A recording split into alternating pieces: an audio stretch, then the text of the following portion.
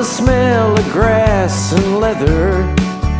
There were days when we'd play too. We'd cross the lines when the sun would shine and make our dreams come true. I had a glove on my hand and a girl in the stands. She stole my heart like a hit and run. It seems the world was so much simpler back then. We was just out there for fun. I pray for someone to hold your hand, and baseball in the summer. Someone to walk with you when this world grows cold. Baseball in the summer. Baseball in the summer.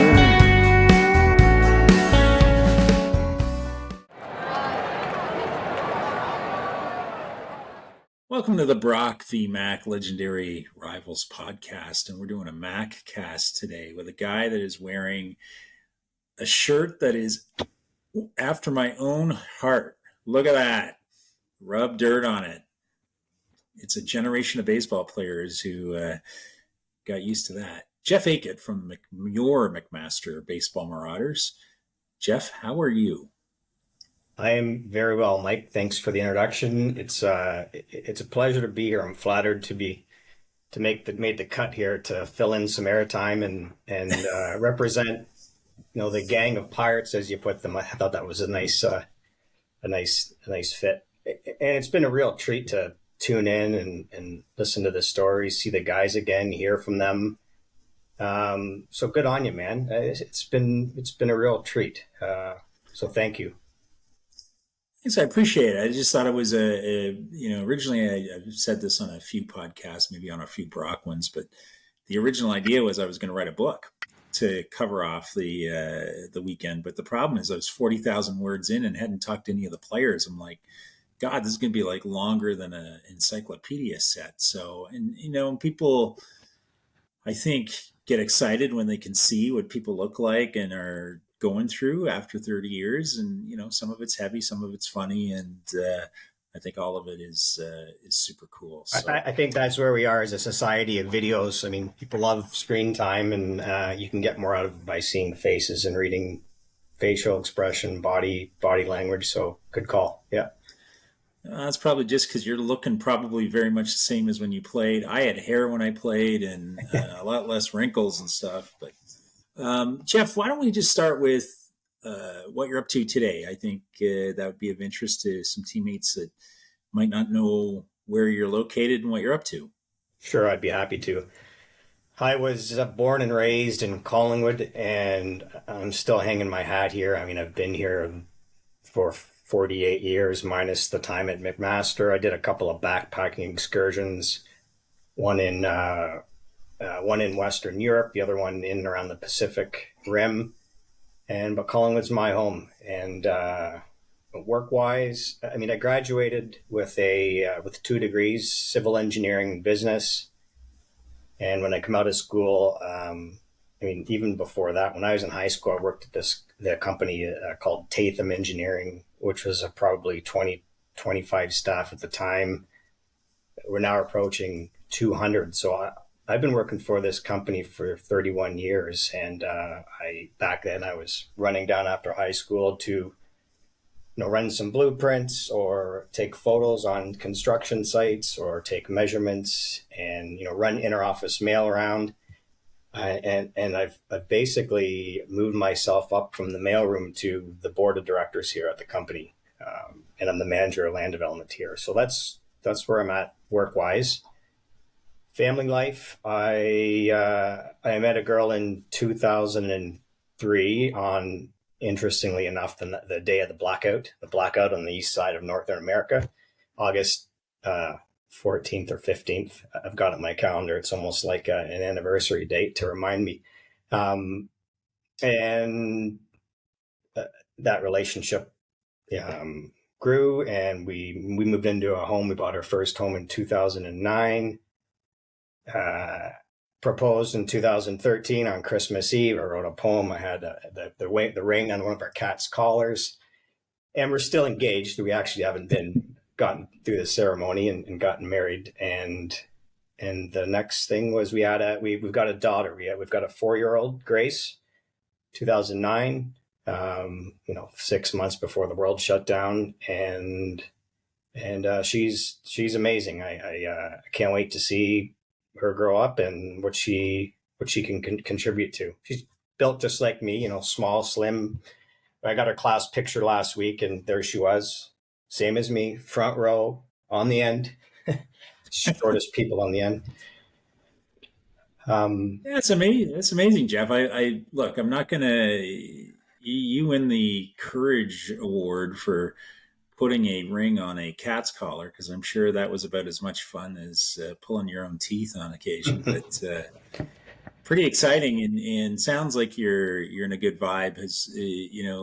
Does Collingwood offer thing? Are you a skier? So is that one of the rationale? In Collingwood, you're pretty much born with a pair of skis on your feet. I've skied my whole life. Grace, she's 4, but she was skiing at the age of 2. So she's already got 3 years of winter season skiing, and skiing, snowboarding, all of that. And I guess in terms of baseball, that's something I'm still active in as well. When I graduated, I continued to play. I played in Collingwood for, I'm going to say, maybe 2 more years, and then the interest on the team died out, and I migrated to the Creemore team in the North Dufferin Baseball League. I'm not sure how familiar with that, if any, but so I've been playing with them for over 20 years. Creemore Springs, like the beer, where the rivers full of beer. Drink that beer religiously, my friend. Good. Jeff, so it sounds like you're active. You got a lot on the go, and clearly you've rat poisoned enough people at work there to climb the ladder, which is perfect. We all should use that. Why don't we go back to when you were growing up in Collingwood, and obviously it's a bit more of an outdoor life up there, and it kind of lends itself to physical activity. But how did you discover baseball while you were there, and what kinds of influences did you have while you're growing up? So baseball specifically, I didn't get involved in organizational baseball at a very early age. My dad was a big baseball player. I'll call him a baseball player. He played fastball, which is big in this area, and slow pitch. But I went to every game and was a bad boy sometimes. And the Blue Jays, we were all Blue Jays fans. So those were 2 influences. And we did a lot of backyard stuff. We played our own little games. Wasn't necessarily baseball, but the days of the big fat red bat and the big ball. And I think that my organized baseball career would have started in softball, simply because I don't think there was a hardball team, or I didn't know about it, or I wasn't exposed to it. So I played that for 4 or 5 years, maybe between 8 and 12 years old, maybe something like maybe a little later. But obviously you still learn the mechanics playing defensively, and you're on base a lot more, and there's a lot of running. So I remember trying out for, I remember, I think it was around Pee-wee or a Bantam, I found out that other kids were playing and I wanted to get involved. And I remember trying out for either a Bantam, I think it was a Bantam league team in Collingwood, and I actually got cut from the team. It sucked, but it didn't let it discourage me, and I kept grinding away. And by the time midget rolled around, I had matured a bit and gotten a little bigger, and eventually made the team. And once I was on, I was I really moved along and played junior at an age, I think I was 16. Actually, I had to play in New Lowell because there wasn't a team in Collingwood. New Lowell, that's where Miss Vicky chips originated. Have you ever had? Yeah. Again, you're naming off a greatest hits package here, like Creemore Springs and Miss Vicky's chips. Come on now. So one of my best friends' dad started up a team in Collingwood, went back and played there. And I played senior men's baseball before I went to Mac. I think it was maybe a year or 2 later, 17 or 18. playing with some older guys who taught me a lot on baseball and a lot on life. They had a lot more experience than I did. So I learned a lot from those guys. That was a good time. That's amazing. Jeff, did how were you as a student, and did you enjoy high school? And more than that, did you have any idea obviously you're working at an engineering firm, but was that kind of driving your choice of schools? And, frankly, if you're an engineer, most people go to Queens or Waterloo, but, any thoughts on what was driving you at that time? It was engineering. It was, at this job, I was in a technical drafting class and I was getting like 99% in this class. And the company had called the drafting instructor, who was an engineer, worked at an engineering firm, but wanted to be a teacher for whatever reason. And so he had recommended me. And so, I had my foot in the door. I was exposed to it. I really enjoyed it. My math and physics, or my math and my sciences skills were pretty high. I spent 6 years in high school too, so I was able to bring my marks up. I think I was at an average of 93% or something like that. So I knew it was engineering, and my selections for schools, I actually applied to UBC as well as McMaster, Western, and Waterloo. The University of BC, I was surprised. I applied there. I got into the program, and they had me on the waiting list for residency. And I thought that was a bit odd given my marks. And then I was out of province. I thought you'd have a bit more, a bit seniority, if you want to call it that, in terms of, because back then it was hard to try and sort things out, without the powers that we have today of the internet. So I closed that door right away. I applied to Western because it seemed like all the kids in Collingwood wanted to go to London. It was a fun place to be. Waterloo was known to be sort of the top-ish engineering school, and Mac was it was a decent school for engineering as well. I did cross Waterloo off the list, though. The Waterloo engineering program has this stream where you don't go to school September to April always. Sometimes you're going to school through the summer, and you've got a work term in the winter or the fall or the spring. And I went to visit one of the guys that I worked with at Waterloo in the summer. And I went there on a day where it was like 85, 90 degrees, and there were kids, I don't know, and other students and other programs playing Frisbee outside. And there were the engineering students grinding away, doing work on a 85, 90 degree summer day. I'm like, thanks, but no thanks. That made up my mind right away to cross one of the schools off the list. That wasn't me. I like the summer. I wouldn't have been playing baseball in the summer. So that was easy. In Western, it wasn't in my opinion, it wasn't, I could do a bit better academically at a better engineering school. So Mac was it, and it was the right choice. It's easy to say that now, but I had a great time there. Yeah. Did you? Well, and given that you're quite a ways away from Collingwood, was going away something you were looking forward to because you just wanted a change of scenery at that point in your life, or were you a little bit anxious about it? I wasn't anxious. I didn't mind it. It was something that had to be done. I don't think it would have mattered if I was 2 hours. It was 2 to 2.5. If my dad was driving, it was 3.5 hour drive. But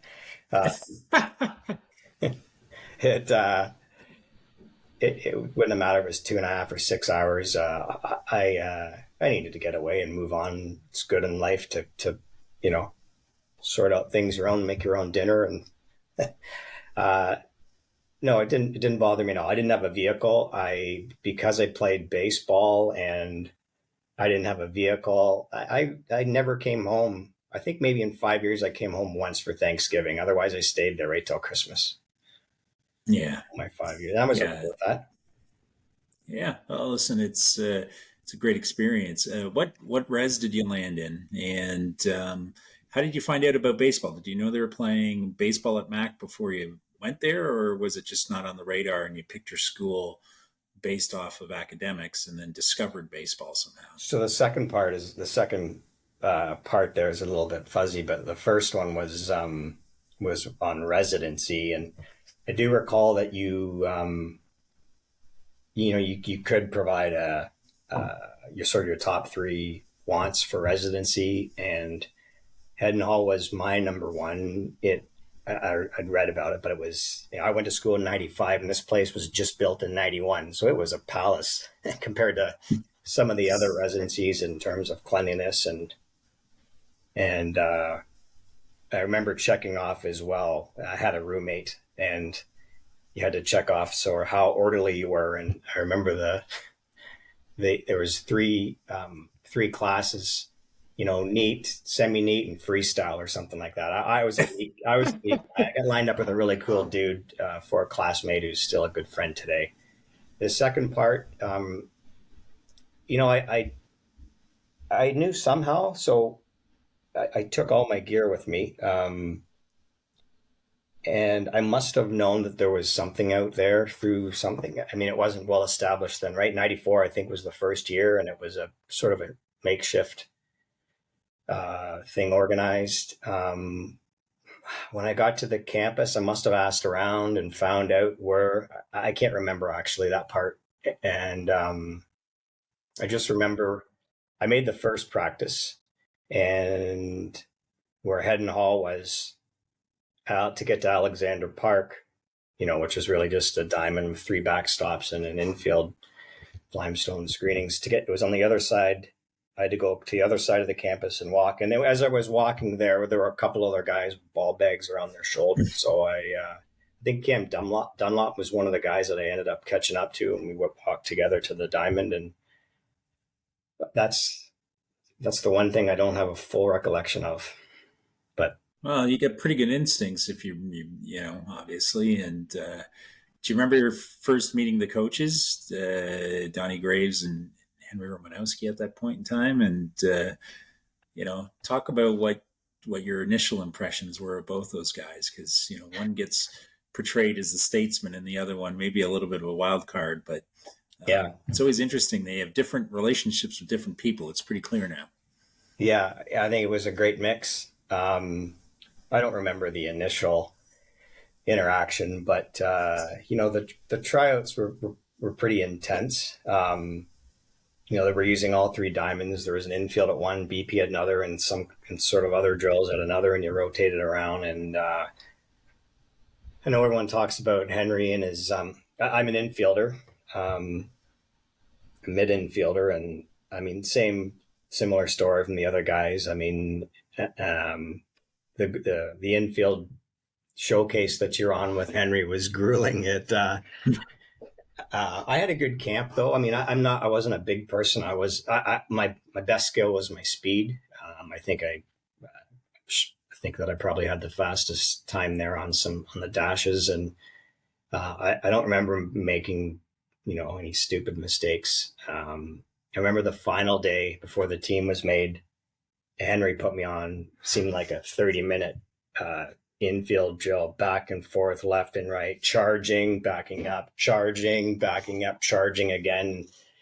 And it was Frosh Week, and I was a partier. I mean, I was academic, but I was a social guy, so I was out every night late drinking, and I think I was on the verge of upchucking, but I found an extra gear, grinded through, and made it. And I don't think I made.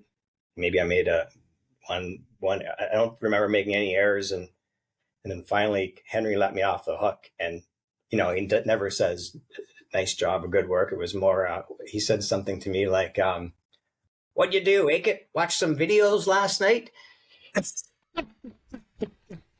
So I sort of took that as, okay, that's good. I think I made some kind of an impression there, and and I made the team, and I was so grateful because playing baseball in Mac at a university level, it was a couple levels up from what I was used to growing up in a small town, and it was organized baseball, but some of the coaches that I played, they weren't they would make the lineup, and I mean they knew the game, but I mean, it was next level playing in this, and I grinded through the tryouts, worked hard, and I made it. I was very grateful. Yeah, it's exciting, and obviously you're joining a team that's pretty stacked on the infield, so that's a tough to scratch out, playing time with those guys all in And, the infield. and I was okay with that. Like, I don't like sitting as much as anybody else who's a competitor, but realistically, I was that infield that we had was royalty, with, you know, Lenny and Reeson and Pino and Scotty Ralph and Husey. Like, I was okay with doing whatever I could. I did a lot of utility work. I mean, I could play in the outfield as well, and Donnie got me in some games at second base, and it was fair. Donnie was fair. I put a lot of work in practices, and I don't think I'm in 5 years. I think I only missed one practice, and I actually showed up to the practice to tell them that I couldn't make it at the beginning because I had two major exams the next day, and Donnie kind of laughed and you got to pass anytime, so you didn't have to come tell us that. So yeah. Yeah, so that obviously points out that you're a great team guy, and obviously very much enjoying that role of being someone that is team oriented first and individual second. So 95 is your first year. Correct. Yeah. Yeah. And I was in a double major, so it was a 5 year program. So fortunately I had 5 years of playing.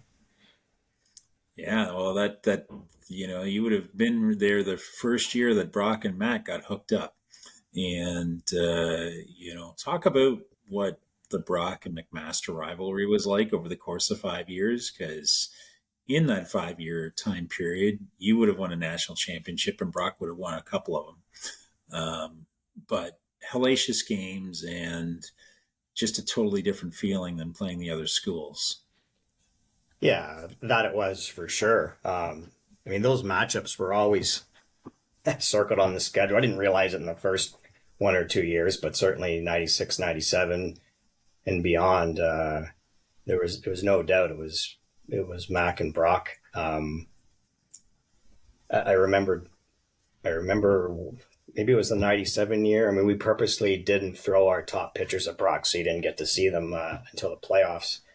Can't remember what year that was, but I mean, those games were awesome. I don't think that I started in any of those games because we had our top nine on the field, and I probably pinch ran or um, for some of those games. But they were exciting. I mean, they were exciting and nervous. Probably more nervous watching those on the bench than it was playing in. I mean, it really got the juices flowing playing the Brock, playing you guys. Yeah, it was fun. Yeah, that's great. I think everyone would speak the same way. Um, Jeff, you got any, you know, how was it getting through your first year? Because you've said that you like to be social, and there's lots of great places to be social in Hamilton. Was it hard to balance academics and being social and playing, or did you find it fairly easy? And I mean, it wasn't easy. You had to be cognizant of what you were doing, and you had to be careful on managing your schedule. I mean, I based a lot of my social time around the baseball team because practice and then maybe a beer after. It was easy to do. Um, I mean, baseball goes on for September and October, and if you're lucky, November. So I just grinded through those first 2 months. And the first year wasn't so bad. First year engineering is a little bit of a review from high school. But I just made it work. I mean, it was a busy schedule, Mike. Like, there were some weeks where I would have, at least mid 40 hours a week if you counted lab time and evening classes with business. I don't think I got up to 50, but I just made it work. Grabbed notes from other, peers that were in the class to help me through. I managed. Yeah, I passed. I didn't There's fail so any years, so I made it. Yeah, there's so many unsung heroes if you think about it. There's lots of people that didn't play on these teams but were in our classes that would help us out knowing we were under some duress. And I can recall getting a little bit of a help through stats. Now, I'm sure you had to take stats as part of your business side of things, and brutal course. Like, it's the it's kind of the that course at Brock that everyone talks about before you have to take it. It's just like, but, I had some great, some great students in there that didn't just really wanted to help me out and be friends outside of the baseball team. And they did a great job of milking me through stats because I think I would have had a harder time. Even so, But, even beyond, the baseball term, outside of that, in engineering, you've really got to share notes and put solutions together and share them. You can't do it on your own. I mean, a couple people could, but that's not the way to do it, for sure. No, and it's interesting to hear you talk about engineering being a faculty where you get very close to people taking the course because you learn collaboratively, and I think that's super cool and sounds obviously like you applied some of what you were learning on the diamond to the classroom. So I'm sure Coach Graves would be smiling ear to ear about that. Jeff, do you get any crazy memories from your first couple of years? We'll tackle the championship year differently, but 95 and 96, you guys are super competitive, but you're in a 3-team tussle with Brock and U of T. And you guys come up a little bit short there for a couple of years, but tell me what you were learning and, some relationships on the team that were starting to develop into friendships for you. Yeah. I could take you right to the beginning after I made the team and we had our opening or our welcoming party. I mean, that was interesting. No one forced you to do anything. I mean, you did have the choice as to what part of your body you wanted shaved off. Interestingly, someone had their eyebrows, chose to take their eyebrows off. I don't know why. I forget who that was, but I chose my head. So, which, like I said, I never went home till Christmas, and it all grew at one level, and it looked like a helmet by the time I went back to. I looked like the Great Gazoo off the Flintstones. Remember the Great Gazoo, the green guy with the big helmet around? And that ended up being my frosh name for the next year when I returned back to residency. But the capstone to the welcoming party to being on the team was that before we went to the bar I think we're at Billy's place, we had to finish this bottle of vodka, a 26er, and it was in the freezer, and you couldn't just drink it. You actually had to snort this vodka. And that got passed around to the 10 or 12 rookies, and we hadn't gone through the bottle. And some of the guys that were on the team last year said, "I know it hurts, it burns, but you're lopsided now in one nose. So you got to do it again to make sure you're balanced on both nostrils." And so that went around. Some guys were pouring it up their nose, and I think we ended up, a couple of the guys from last year drank it for us, and off we went to the bar. So that was the first sort of crazy party with the team that I remember. I have no words for that. Chili Willies, they were called Chili Willies. Yeah, no, I know that Brad Reason used to talk about the Chili Willy an awful lot. So, and then, Billy Newton is kind of a common thread in a lot of this. He likes to stir it up pretty good and was a teammate of mine. So, you've got vets there that are making life pretty easy for you guys, keeping the pressure off and showing you guys the ropes. So I assume that you probably had a few of them that were, good influences, Yeah. So the guys that were on the team the year before that I remember, and the whole helping with the rookies and all that came right from the beginning with guys like Billy and Todd Hooters and Shane Toohey and Andrew Dawes, Steve McGrail. I mean, all those guys were great. They treated me like I was a fourth year guy hitting third in the lineup. Like that whole behavior. I mean, that was right there, right from the beginning. Yeah, I mean, but I was friends with everyone. I was the guy, I hope to think that I had no enemies on the team. I was the kind of guy at high school who was friends with the preps and the geeks and the headbangers and, everyone. I just like tend to get along with everyone. So some of my closer friends that I had in the later years came along sort of, afterward. Like Mike Gurley was one of the guys that ended up moving into, I lived in a house with 8 other guys. So there was 9 of us and one guy moved out. So I think it was in 97, maybe 98, Mike Gurley moved into our house, and he's in the other circle of friends I have that I have from university. And, the co-captains, Gibson and Dusky and Husey, those 3, if I saw them out and about, I would want to hang with them to see what kind of crazy, stupid things would happen after we had some alcohol inside us. Gibson used to always put his arm around some random people and make them look the other way. He'd give them a fish hook. I've probably seen 50 of these things. Sometimes Dusky would jump in and anyways, small things like that. Those 2 guys, they were so entertaining. Yeah.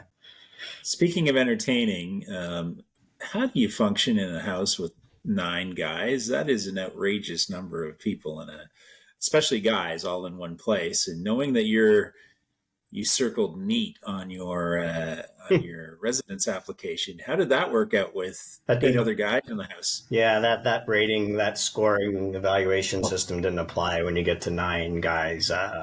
There were small battles when people didn't, do their housekeeping for the week. And, but they were all great guys. I think 4 of them were engineers. One of the guys was actually from Collingwood and played on the varsity volleyball team. One guy played lacrosse. Mike and I played baseball. Another guy was on the rugby team. So they all, it was respectful. It was fun. We academically, we were grinders, but we also found time to have fun. We had some legendary keg parties on our house at Whitney and Leland, which was just a half a block from Alexander Park, like 300 people and 26 kegs we'd go through in 3 hours. The cops showing up, people getting maced outside. It was there's a lot of memories in that house that we lived in. It was fine. It was what university should be, right? Yeah, absolutely. I lived in the corner house at the student ghetto too, and we had some pretty legendary keg parties, and it was, the crazy part about it is when they kind of start to roll and you get lots of people in them, and the decrepit things that happen are unbelievable. I've talked frequently about, you'd have that one half keg that's left over and you can't bring it back until it's empty. So I had Frosted Flakes with beer on it. It'd be like high fiber breakfast, baby. Nice one. So hell yeah, didn't taste great, but it helped get rid of the beer. But Jeff, that brings us kind of to the national championship year. And what did you notice that changed a little bit between the 95 and 96 teams and 97? I think people sometimes have tended to talk about the incoming talent, that there was a big rookie crop of Scott Hughes and Brett Gibson and, on and on that came in. But did you notice a mentality change? Or were you guys just tired of getting up to the mountaintop and then getting kicked down, and you were determined not to let Brock do that to you again? There's always that motivation, getting knocked down. The influx of talent from 97 was massive. You can't go without saying that. But, Donnie and Henry had started in 95. And, those guys were amazing at what they did to bring the gang of Pirates together. They had a big influence in how well we did. Donnie was, he was goals oriented. He wanted to win. So did everyone else.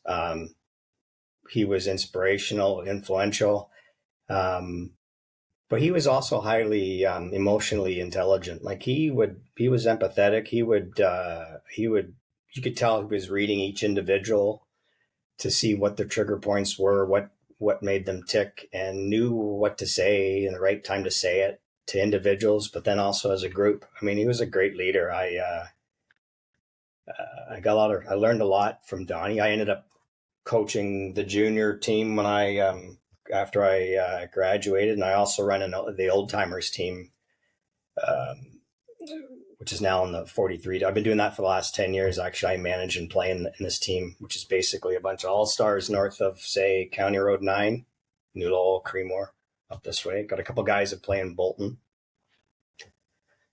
But, I mean, and Hank, I mean, it was the perfect combination of the personalities there. I mean, I was pretty honored. Donnie and the coaching staff, I guess, awarded me this coaches award in '97. I was quite proud of that, and I for commitment, I guess, and dedication. And I also won it again in my final year, my graduating year. My last year, I was asked to give the captain's speech. Those things. I mean, I was honored to get that back from, to be asked to do that. And Donnie asked me to write a testimonial for him he was endeavoring at an athletic director position. So I wrote a testimonial for him. I mean, they were influential to me. Yeah, they were the difference. I mean, they gradually got us to that point where we could make it happen, every bit of the time. So does that help? That's what I. Yeah, no, it's great. It's, while we, I think talk about 97, we've talked about the mechanics of it quite a bit, where you guys beat Brock on a walk-off home run by my former best man, Brad Reeson. Tell me a bit about your memories of Brad as a teammate, because, the big part of the motivation for the weekend is, vesting his memorial scholarship, and just what kind of Brad's easy to underestimate, I think, a lot of times. He's kind of quiet and has that smile going, but we all know, anyone that really knew Brad knew that there was something going on in the background all the time. So tell me a little bit about your adventures with Reese. He was. He was like the silent assassin, he's pound for pound. When you talk about power hitting wise and how many LBs he was logging, I mean, he was second to none. I mean, he had a lot of power in that body of his, and so we can get away from mechanics and stuff. That's not what we want to talk about. But I mean, he was a gem of a person. He was one of the guys that I would hang out from time to time. The two of us would go off for the last call to catch up. I mean, he would tell me little things that I should know to carry myself around the ball field. And then in turn, I would help him how to act at the bar and stuff. No, he was, he was the man. He had this he had this aura about him. He was a magician at being clutch at the right time. I mean, he was, he always seemed to come through when it mattered, and gentle guy. The twinkle in his eye, like you mentioned, and the mischievousness look, and with the facial expression, that is him. I could see it. That's a good way to describe him, I think. Yeah, no, it's good that you got a chance to play with him, and so Jeff, tell me about a little bit of the next couple of years. You win the Nationals, and what does that mean to you, having been in the program for 2 years, and then tell me about wrapping up your McMaster career, and that coincides with you graduating, obviously. So a little bit about how your life is starting to change as you get to the end of the McMaster experience there. How it changed. It's a grind all the way through academically. The courses get harder and harder to grind through. There's more hours that you have to dedicate towards that. The baseball, we continued to be a solid team beyond 97. I think in the following year, I thought we'd only lost one game or something like that, despite not making the playoffs. And I think in the last year we were in the playoffs, and I remember Donnie starting me in the last playoff game, which was the end of my career and the season. But I mean, it was the same stuff. The same Husey and the co-captains were around. A lot of those guys were still there. Pino was on his 5th of 7 years or whatever it was, and so the dynamics were they were. I don't remember them changing too much. I mean, Yeah. we might have peaked in '97, but most of the core guys were around. So Yeah, I don't look at it as you guys peaking in '97. I think just it was probably predetermined that those two teams were going to win a couple of national championships in there. And whether Mac wins two and Brock wins one, or Mac wins one and Brock wins two, or whatever, I think that it's safe to say that that's probably a natural outcome for the talent level of both schools, and agreed. how Yeah, these programs kind of came to be. It's more so of whether you're starting to feel like, okay, the next chapter of my life is going to be unfolding here, and I can see the light at the end of that university tunnel, and it kind of looks like, for you, obviously, maybe it's backpacking, and maybe this is where you decide to go traveling, but it's pretty intense engineering. So, were you looking forward to being done? I was in a fortunate position where I was fairly locked in for getting a good job back in my hometown. So there wasn't a lot of pressure that way. Yeah, I was looking forward to making some money, of course, and moving on. I wish I could have played 10 years at Mac, but Scott Hughes played 10 years oh, of university baseball, split between two schools. I So, didn't know that. I would not have known that if I hadn't watched that. I mean, I guess I would have heard about it sort of in the upcoming festivities, but that's amazing. I didn't realize that. Anyways, it wasn't too. I was ready to move on academically, make some money. I knew that a lot of people had told me that, well, once you start working and settle down, you don't really have a lot of time for gallivanting around anymore. And so the backpacking thing was something that some others have done, and they couldn't talk enough about how great it was. So I was not going to miss that opportunity. I I worked for 4 or 5 months, got enough money to buy some train tickets and a flight and some beer money, and threw a backpack on off, and away I went. And it wasn't it wasn't a problem getting that time off for work. I did it again in 2003, and the bosses were old school guys, and they were like, "Okay, come on now. I never did that when I was younger." They just didn't understand that it's something normal that the new kids these days do. But I ended up going on a trip to Hawaii and New Zealand, Australia, Malaysia, Singapore, Thailand, Japan. Caught a ball game in Japan, the Osaka Buffaloes, and then went back home. So I was looking forward to those types of adventures, um, but yeah, I've been working and living in Collingwood, and since I've graduated, I'm quite happy there. It's a gem of a place, Collingwood. Obviously, I'm biased because I live there, but it's a nice outdoorsy. I'm not in a lot of traffic when it takes me 7 minute drive to get to work, and yeah, I describe it as the Naples of Ontario.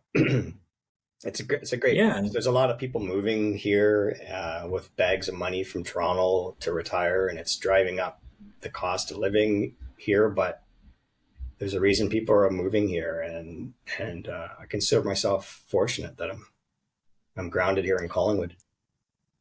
yeah, Jeff. Let's go back to your backpacking adventures, because it's too interesting a topic to not get into. So let's start with Europe. Obviously, that's where you go first.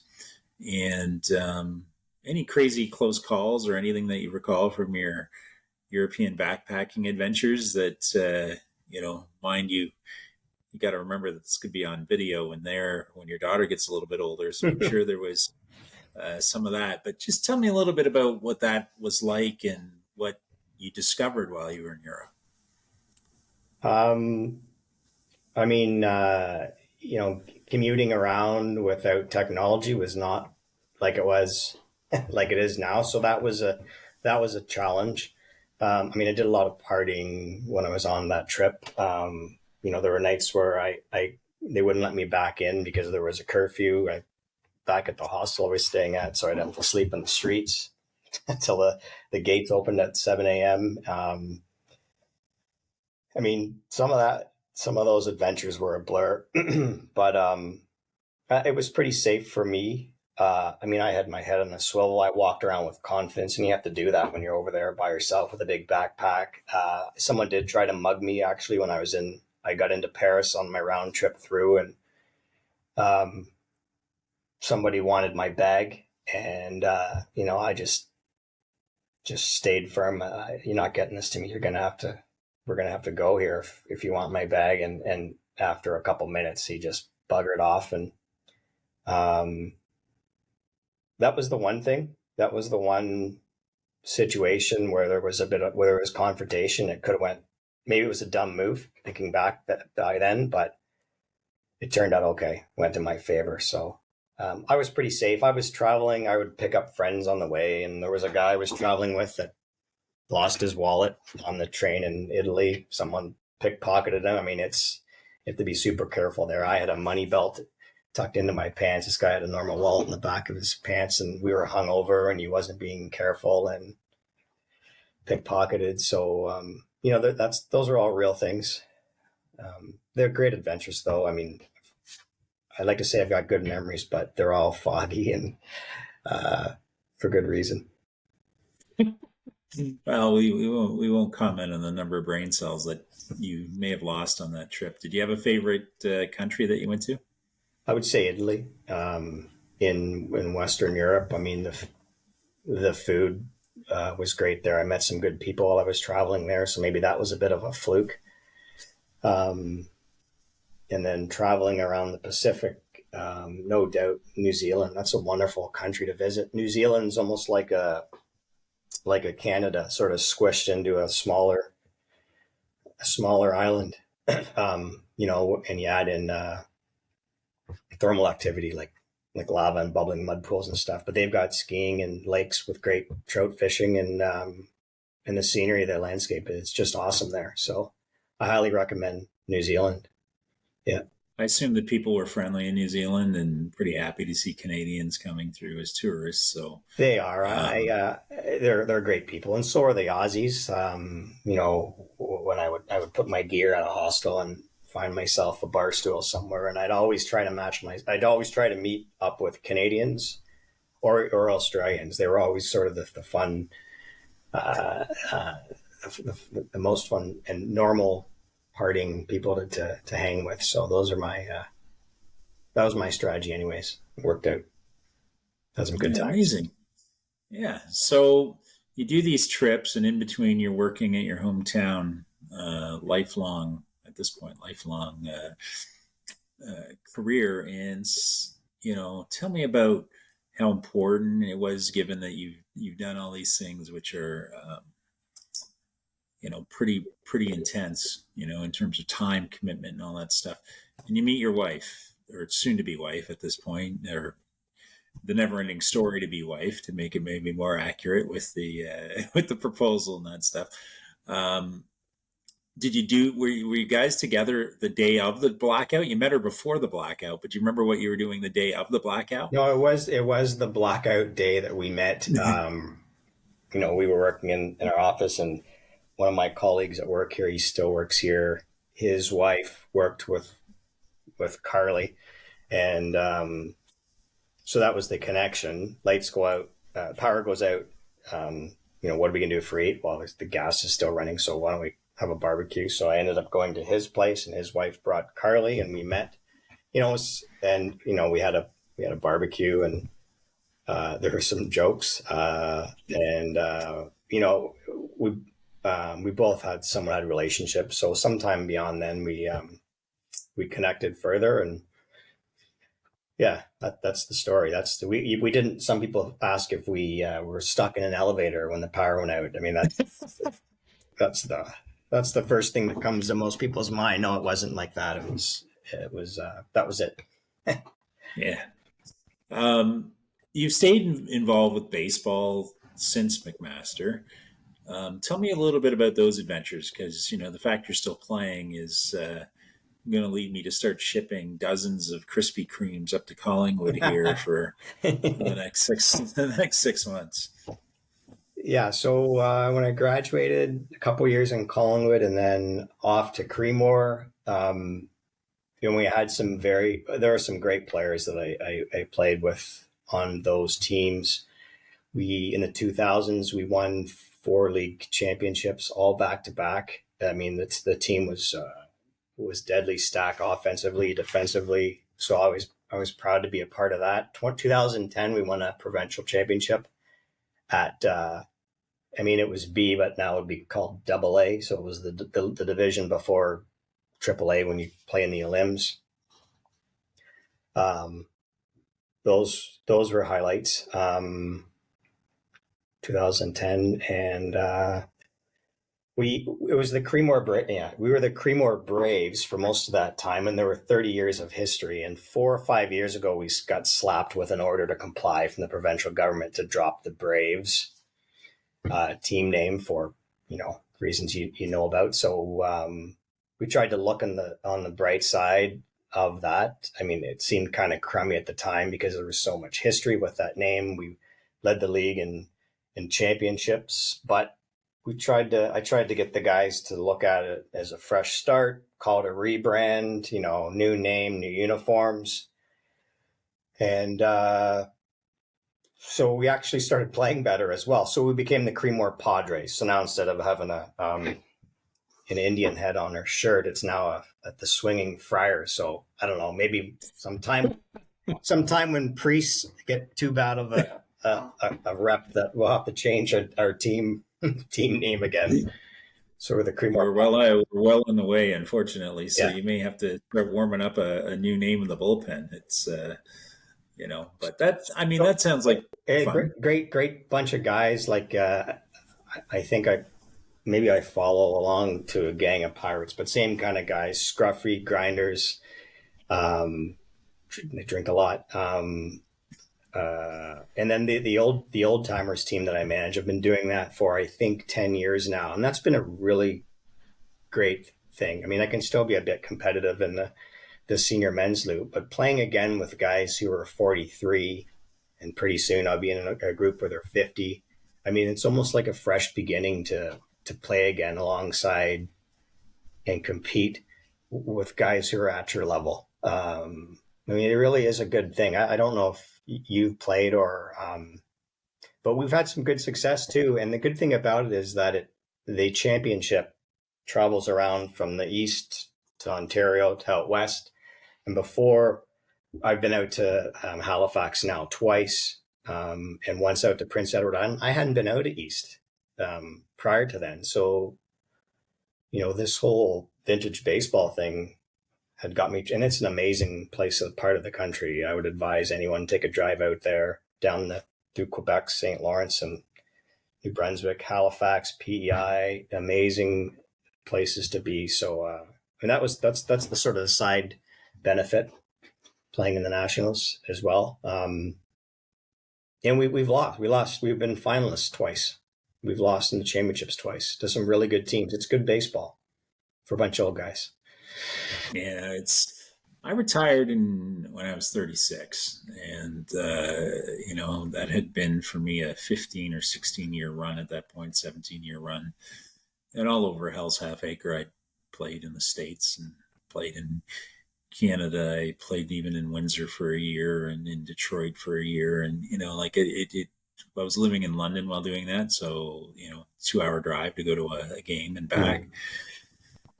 So, I think like every irresponsible ex-baseball player, I then graduated into playing recreational slow pitch and proceeded to horrifically injure my left leg as a result of playing rec slow pitch because I had to run bases and all that stuff I'd never did as a pitcher. So, I'm looking forward to kind of, I am going to play a bit this summer just to make sure that I don't embarrass myself in 6 months. But, we'll see what my arm. I've never had an arm injury, so I'm not too concerned about that. And I've been pretty clean too. I've had some meniscus removed from my knee. I played flag football that was a great sport for me after McMaster. I played that for 12 years. I loved that game. It was a fun sport, but I did get injured pretty bad playing that.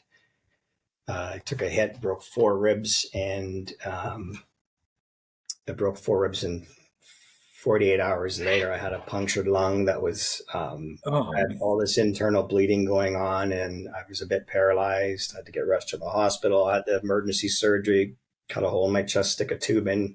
I was in the hospital for 2 weeks with this chest tube draining fluid out of my lungs, and that was a bad one. That was my worst sports injury. Just to say, it's I mean, just proof positive that baseball players should never go out of their lane, really, at the end of the day. If you play competitive baseball and then you don't get hurt, the minute you start picking up lawn bowling, you're probably going to get, hurt. So that's pretty cool. Now, Jeff, do you still maintain relationships with some of the guys from the team? And, are there some guys that you're looking forward to seeing that you haven't seen in a good long while? I mean, I saw quite a few of the guys at the induction ceremony. Obviously, that was 4 or 5 years ago. Mike Grilly is, he's one of my best buds from the ball games, from the ball years. So we keep in touch regularly. He's become friends with my circle of friends from residency. So, I always look forward to seeing what the co-captains and Husey is going to do. Rob Pino, he's a fun dude to hang out with, and so I look forward to see what he's got in store. And then, Scotty Ralph was a guy that he would, to get to home games, to Bernie Arbor was up in the mountains, so he used to pick me up, and we had some good chats. So those guys come to mind. But like I said before, I enjoy everyone's company, and I look forward to talking to each and every one of the guys, figuring out where they're at. If I didn't get enough on your podcast here, I'll get them to fill me in. I'm looking forward to it. Yeah.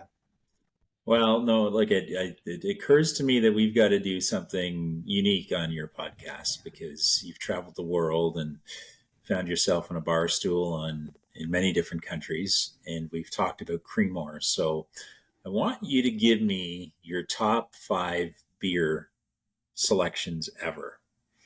Okay. And, because I get looked at strangely when I talk about my love of Guinness. I think Guinness is freaking amazing. That's the number one. That would be the number one.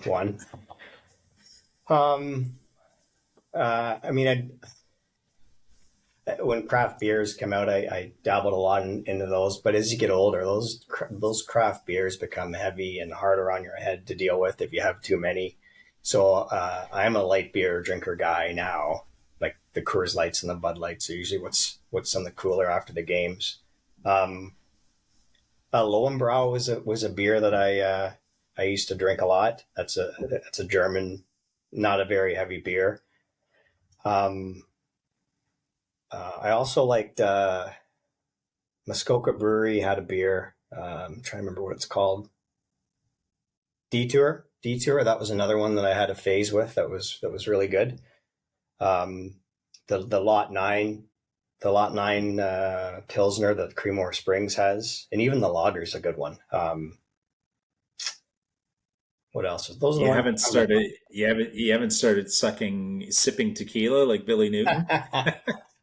I enjoy tequila too. I've got a bottle of Reserva that comes out for special occasions. I like a good tequila too. Maybe not as much. I can't imagine the two of you sitting at the end of one of Billy's famous dive bars that he likes going to. The two of you sucking tequila there and having some. Honest to God, I met Bill for a beer at a place in Whitby. He said, "Mike, it's great. You got to come to this. I discovered this bar there." And I met him for a beer, and there was like my 90-year-old grandmother sitting at the end of the bar, pounding back shots of vodka. And I thought, this is exactly what Bill Newton would find, totally entertaining, and only he would discover a place like this. But I could see the two of you sucking back tequila. Billy's the other guy that I've kept in touch with. when he comes up to Collingwood for this and that, for conventions at Blue Mountain, he makes sure to buzz me and connect with me. And this past winter, I went to see his son. We hung out and watched his son play for the Barrie Colts on the OHL team. JD, he's 16-year-old hockey player in the O. That's pretty cool. But yeah, usually when Bill and I got together, there was a lot of drinking going on. That which reminds me about the Peter Pantsless story. I think Mike Grilly had told that one. The Peter Pantsless. He told he told it a little less colorfully than you likely will. So why don't you refresh our memory of Peter Pantsless? So the victim was Dave Kutsia. That's who. So we were at the Phoenix bar, which is the mature alumni bar above the downstairs John. I mean, that's where things are supposed to be chill out, cool. I think that was a meeting spot for us before we went somewhere else, maybe the John, maybe the Rat, maybe downtown. And it was Billy and I and Mike Grilly and Dave Kutsia. I think that was it. We were waiting for a couple other guys to get there, and they were really late, and we were into the sauce. And we just tried to entertain us and the rest of the bar. And just the past week, there was that episode where Homer was just shit-faced at Moe's Tavern, and it was a massive party, and 3 or 4 other guys, hoisted them up above his shoulders and pranced them around the bar. And we did that with Kutsia, and he was laughing. His pants were down around his ankles, and he was flying around like he was Peter Pan, and he was yelling at the top of his lungs, "Look at me, I'm Peter Pantsless." And I guess one of those moments you had to be there, but it was a memorable one. I think we were the only ones laughing. I think that the mature alumni crowd were looking at us a little bit sideways, and we did 2 laps and sat down and carried on with the rest of our night. You know what? Anyone who can't laugh at Peter Pantsless is probably too sour anyway. They need a little joy in their life, and you guys are just lighting it up a little bit. But poor Dave will have to maybe reenact that in about 6 months. Yes. Get him there. You guys can hoist him up, and he can scream that in St. Catharines. Jeff, very quickly, you're pretty devoted to baseball, I think, in terms of being an administrator and having played it. Are you a fan of the game? Like, do you follow the Jays and those kinds of things? Or obviously you went to a game in Japan, and what was the difference between Major League Baseball and what you saw in Japan? I mean, that was one game. I had a long layover. That I was probably up for 55 hours straight, just because of the layovers and the multiple flights and getting home back to Canada in Toronto. And then when I got home, my friends were all waiting there, and we all went to it was a Saturday night, and went to the bar. And I don't know, 55, maybe 60 hours I was up for, and went to bed for 2, and I was up wide awake for another day. It was a weird feeling, but I was only there for maybe 6 innings because I was on a layover and I had to hurry back to catch my next flight. What do I remember from that? I mean, it was indoor. It was a big dome. There wasn't a lot of character there like you see around the parks. I've been to a lot of Major League Baseball parks too, and I've enjoyed those with my wife. She's not a big teams player, and she never really followed the Jays, the Leafs, NFL football. She still can't wrap her head around enjoying that one, but she's become a real sports fan because of me, and she's come along with me. I've visited, I think I've been at 22 Major League ballparks now, and she's at 21. I went to a stag in Denver and caught a Rockies game, so I'm one up on her, which she wasn't too pleased about because she thought it was this art thing. We'll get there. We'll maybe get there and go skiing in Colorado, and we'll make it together. So, you speak about ballparks. We're doing Great American this year as well as Target Field, so we'll be that much closer. I think what's left are the ones in Texas, Missouri, Anaheim, Oakland. Maybe we'll just wait till that one's in Vegas because it's a little more fun there. I think that's it. maybe a couple other parks in there, but that's been a fun adventure, seeing different ballparks, and each one has its own character, good or Do you bad. have a favorite?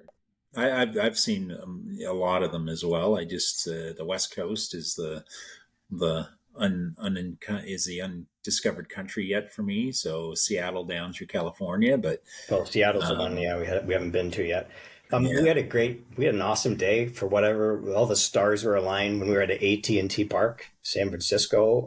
It was a sunny day. We had nice seats, first row, second deck, right on the third base line. It was a great game. The people were friendly. Walking around McCovey's Cove, it's just all the plaques and that are that way. We had a great time there. But I mean, Wrigley, that's a gem, for all kinds of nostalgic reasons.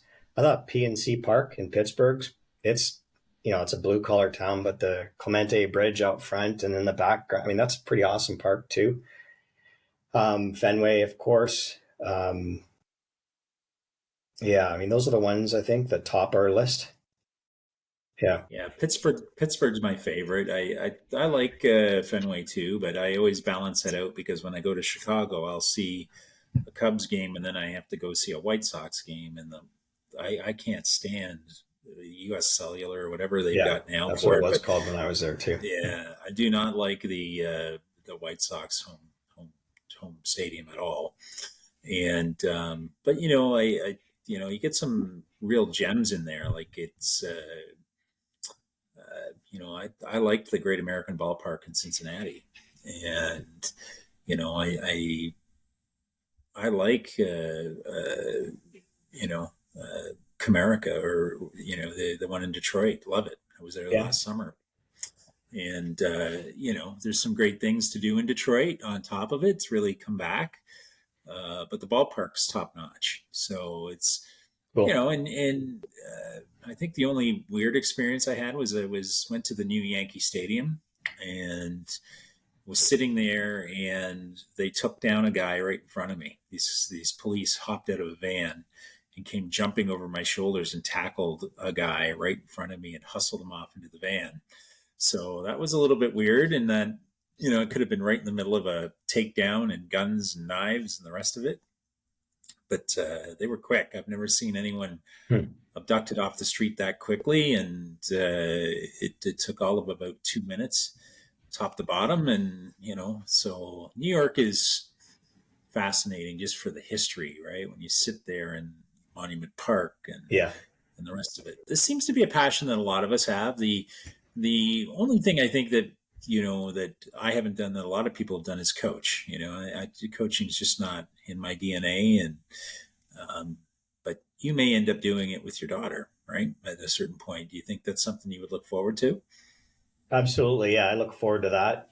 Um, Absolutely. I mean, right now she's quite involved. I mean, I mentioned skiing at 2. She's doing gymnastics, swimming, soccer.